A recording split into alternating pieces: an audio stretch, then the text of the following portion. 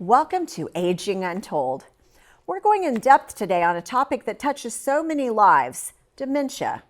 For years, many people have thought of it as one singular condition or even a normal part of aging, but it's more complex than that. Dr. Ray, can you define dementia and how can families work with doctors to find the root cause?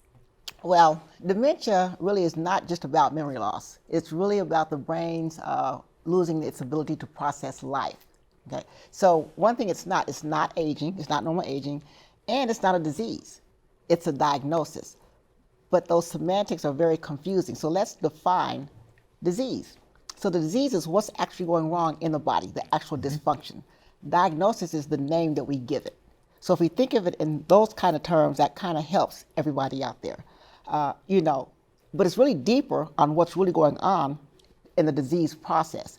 And that is you have this accumulation of all these abnormal proteins. They accumulate so much, they're interrupting the communication between the cells, and then the brain cells, the neurons, they start to die, inflammation comes in, and everything gets torn up. So it's not really just the memory system, the whole system is failing. And I tell people, think of it like that in terms of like congestive heart failure. That's a diagnosis, that's not the disease, because you don't know what the dysfunction is driving it.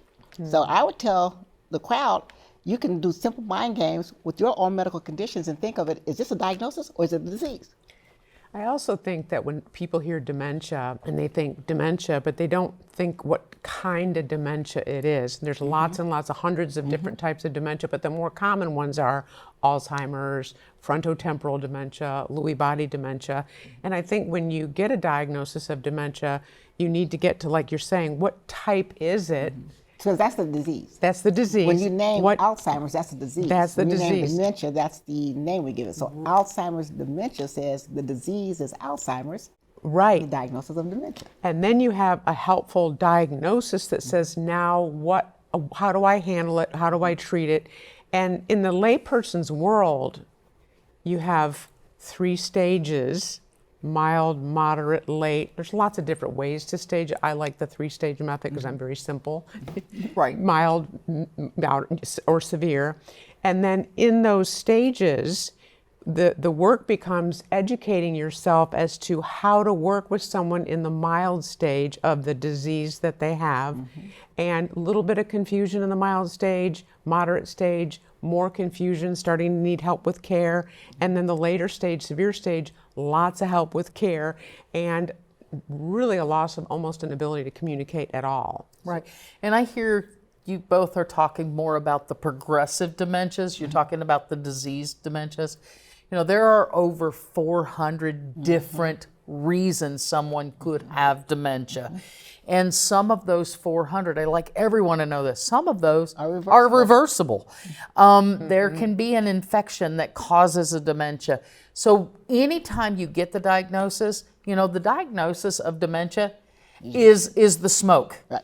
We need to know what the fire is. Right. What is causing this? And if it could be a blood sugar issue, it could be a stress issue, it could be alcoholism. There are so many reversible reasons. Right. Depression can cause dementia. And so until you get to the root cause, till you get to finding that out, you can't know what you're up against. Right. So you get that, you know, maybe it is progressive, then you at least know that I've got to prepare for the stage 1, stage 2, stage 3. Right. But maybe this is just something as simple as blood test, blood sugar, absolutely. Getting that in control, or an infection and clearing it up. Because I think some people think, well, it is what it is. We don't really need to know. But yes, getting down to the bottom of the root cause so that you can do something about it. And even if it's something that people would think is not reversible, you may be able to slow some of the symptoms down, make things better, and also be planning ahead. Another thing is that knowing what might be normal in this particular disease or set of diseases, because sometimes it's a combination of 2 or 3. What can we expect versus what is not matching this, so we know maybe there's another fire going on too. Really so I mean, good point. the diseases usually are happening long before the diagnosis is made. Yeah. You know, but a diagnosis is never happening before the disease. That's right. You see. And I think the message too is if you sense anything with a loved one's memory, anything, get it to the doctor first thing. Rule out the acute Rule things out that the you can acute change. thing, right. You know, everybody seems to equate dementia and Alzheimer's. And you know, the thing is if you have Alzheimer's, you will have dementia. But if you have dementia, it doesn't mean you have Alzheimer's. So it might be And vascular. it used to be, yeah, it's very likely it's vascular.